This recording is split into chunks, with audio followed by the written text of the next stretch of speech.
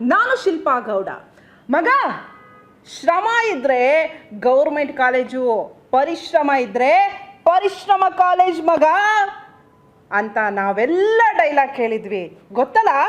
ಈಗ ಪರಿಶ್ರಮ ಕಾಲೇಜ್ನಲ್ಲಿ ಅದೇನೋ ಆಗಿದೆ ಅಂತೆ.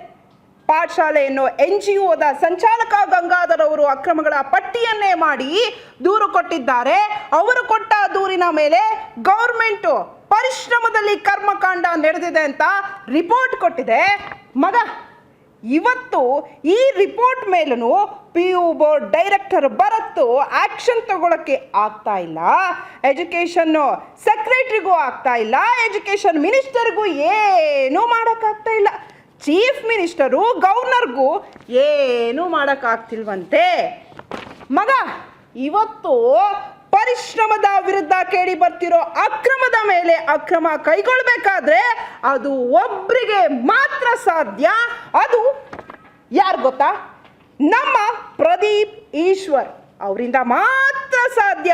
ಪ್ರದೀಪ್ ಈಶ್ವರ್ ಅವರೇ ಇವತ್ತು ಪರಿಶ್ರಮದ ಕರ್ಮಕಾಂಡವನ್ನು ಫಸ್ಟ್ ಟೈಮು ನಿಮ್ಮ ಮುಂದೆನೇ ಇಡ್ತಾ ಇದ್ದೀವಿ. ನೀವೇ ಆ್ಯಕ್ಷನ್ ತೆಗೆದುಕೊಂಡು ಏನಾದರೂ ಪರಿಹಾರ ಮಾಡಿ ಕೊಡಿಸ್ಬಿಡಿ ಪರಿಹಾರವನ್ನು.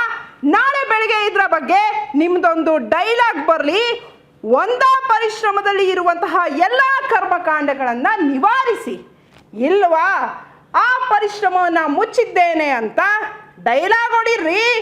ಇಲ್ಲ, ಪರಿಶ್ರಮದ ಕರ್ಮಕಾಂಡಗಳನ್ನು ಮುಂದುವರಿಸಿದ್ದೀನಿ ಅಂತ ನೀವೇ ಹೇಳಿಬಿಡಿ.